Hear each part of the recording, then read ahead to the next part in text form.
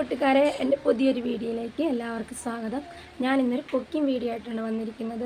എന്താണെന്ന് കാണണ്ടേ? ഞാൻ ഇന്ന് കുക്ക് ചെയ്യാൻ വേണ്ടി പോകുന്നത് നമ്മുടെ കോവയ്ക്കാണ്. കോവയ്ക്ക എങ്ങനെ സിമ്പിളായിട്ട് മെഴുക്കുവരട്ടി വെക്കുന്നതെന്ന് കാണിച്ചു തരാവേ. ആർക്കും കുട്ടികൾക്ക് പോലും ആക്കാൻ പറ്റുന്ന സിമ്പിളായിട്ടുള്ളൊരു ഐറ്റമാണ്. ഞാൻ കാണിച്ചു തരാവേ. അപ്പോൾ നമുക്ക് വീഡിയോയിലേക്ക് പോയാലോ? അപ്പോൾ കൂട്ടുകാരെ, നമുക്ക് വീഡിയോയിലോട്ട് പോയാലോ? കോവയ്ക്ക മെഴുക്കുവരട്ടിക്ക് വേണ്ടുന്നത് എന്തൊക്കെയാണെന്ന് ഞാൻ കാണിച്ചു തരാം. കോവയ്ക്ക നമ്മൾ നീളത്തിലായിട്ട് അരിഞ്ഞെടുക്കുന്നു.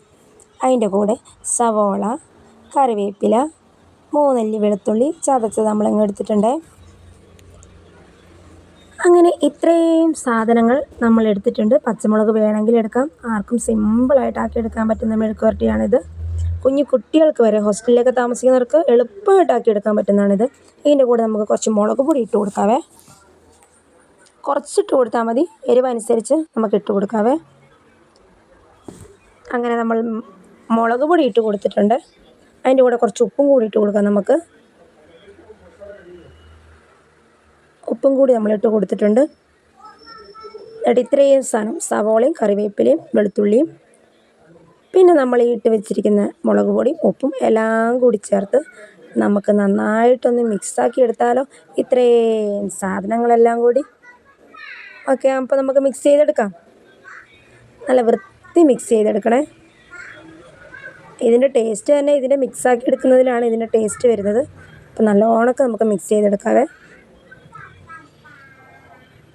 അങ്ങനെ കൈകൊണ്ട് നമ്മൾ നന്നായിട്ട് ഇത് മിക്സ് ചെയ്തെടുക്കാം. നമുക്കതിൻ്റെ കൂടെ ഇച്ചിരി മഞ്ഞൾപ്പൊടിയും കൂടി ഇട്ട് കൊടുക്കണേ. അതിടാൻ വേണ്ടി ഞാൻ മറന്നുപോയി.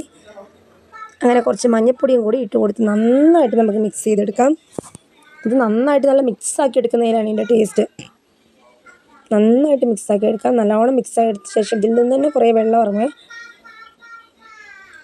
അങ്ങനെ നന്നായിട്ട് നമുക്ക് യോജിപ്പിച്ചെടുക്കാം ഇതെല്ലാം കൂടി.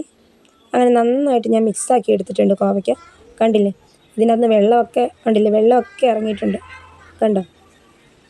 അങ്ങനെ നമുക്കെന്നാൽ കറിയിലേക്ക് പോയാലോ. അങ്ങനെ നമ്മൾ അടുപ്പിൽ ഒരു ചീനച്ചട്ടി വെച്ചു. ചീനച്ചട്ടി വെച്ച ശേഷം നമുക്ക് കുറച്ച് വെളിച്ചെണ്ണ ഒഴിച്ചു കൊടുക്കാവേ. ഇതിനകത്ത് നമ്മളിനി വേറെ ഒന്നും ഇടുന്നില്ല. നമുക്കിനി ഈ മിക്സാക്കി വെച്ച കോവയ്ക്ക ഉണ്ടല്ലോ, ഈ മിക്സാക്കി വെച്ച കോവയ്ക്ക നമുക്ക് ഈ എണ്ണയിലോട്ട് ഇട്ട് കൊടുക്കാം.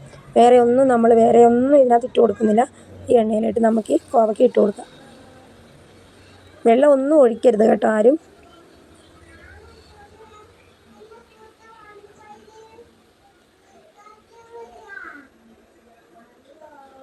കണ്ടില്ലേ, ഇതെല്ലാം നമ്മൾ ഇട്ട് കൊടുത്തു. എന്നിട്ട് നന്നായിട്ടൊന്ന് ഇളക്കി വെക്കണം ഇതെല്ലാം കൂടി. നമുക്ക് അടച്ച് വെച്ച് വേവിച്ചെടുക്കാം. വെള്ളം ചേർക്കുകയേ ചെയ്യരുത്. അങ്ങനെ നല്ല വെള്ളമെല്ലാം പറ്റി നല്ല ഇതായിട്ട് വന്നിട്ടുണ്ട്. നമ്മുടെ കോവയ്ക്ക നല്ല ഫ്രൈ ആയിട്ട് വന്നിട്ടുണ്ട്. അപ്പോൾ ഇത്രയേ ഉള്ളൂ കോവയ്ക്ക മെഴുക്കുവരട്ടി. എല്ലാവരും കാണണേ.